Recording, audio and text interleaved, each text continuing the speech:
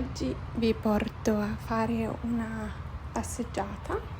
Questo è un parco vicino a casa mia, vicino a dove abito, ed è un parco in cui sono venuta molto spesso, soprattutto durante la pandemia, quando non si poteva fare nient'altro.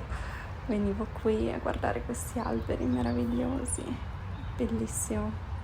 L'unica nota negativa è che non so se potete sentirlo, ma c'è una strada, un'autostrada qua di fianco, quindi si sente un po' il rumore delle auto che passano, però se hai un po' di musica non senti niente. Mi piace molto venire qua perché c'è tanta natura, si sente un po' un'aria fresca, un'aria diversa, non ci sono tanti animali. Puoi vedere solo qualche uccello magari, ma nient'altro. Ed è molto popolare, molte persone vengono qui e scusate, devo stare attenta dove cammino, se no inciampo in qualche radice. E dicevo, tante persone vengono a correre o anche a camminare, ci sono sempre tante persone qui. Vediamo se conoscete tutte le parole tutte le cose che potete trovare nel bosco. Allora, per terra abbiamo visto qualche radice degli alberi e tante foglie secche, tante foglie morte degli alberi. Questi sono alberi, appunto, con i rami e il tronco. E le foglie degli alberi qui sono davvero verdissimi, un verde intenso, molto brillante, direi. E quando si finisce la parte del bosco, qui è un po' più aperto e c'è un parco giochi per i bambini. Non so se riuscite a vederlo lì in lontananza. Oggi ci deve essere una festa perché ci sono tanti bambini.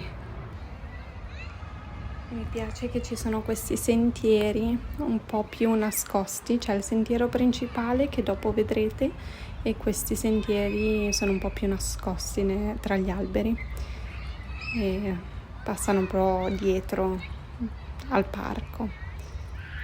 Qua devo stare attenta, c'è un po' di fango, non voglio rimanere incastrata. Non voglio sporcarmi tutte le scarpe nel fango, devo guardare dove cammino un po'.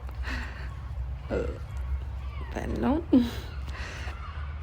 Pensate che questo parco è in realtà anche abbastanza famoso, almeno qui nella zona, perché è famoso per il cosiddetto disastro di Seveso.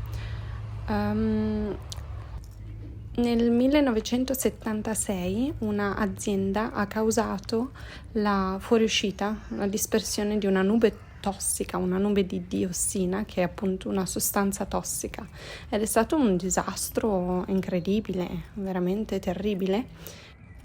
E questo parco è dove si trovava appunto la zona del disastro, quindi l'hanno risanificato, ripulito e hanno fatto questo bellissimo parco. Quindi era una cosa così orrenda, è uscito qualcosa di buono almeno. Guarda, qui potete vedere anche delle fontanelle con l'acqua e trovo bellissimo che abbiano messo questa ciotola sotto per i cani, per gli animali. Una bella pensata. Questo, come vedete, è un sentiero diverso da quello di prima. Prima era più un sentiero più creato dalle persone che camminano nel bosco, invece questo è un sentiero artificiale, diciamo, con la ghiaia. E qua abbiamo anche delle mattonelle, ok, quante varianti.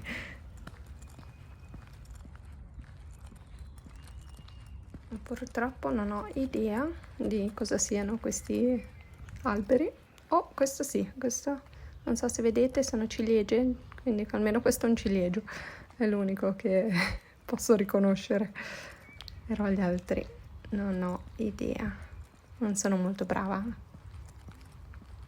Riesco a riconoscere giusto i più ovvi, però non quelli un po' più difficili. Non ho mai studiato davvero le piante e gli alberi. La prossima volta devo portarmi dietro mio papà, perché lui invece le conosce davvero tutte e può dirci i nomi.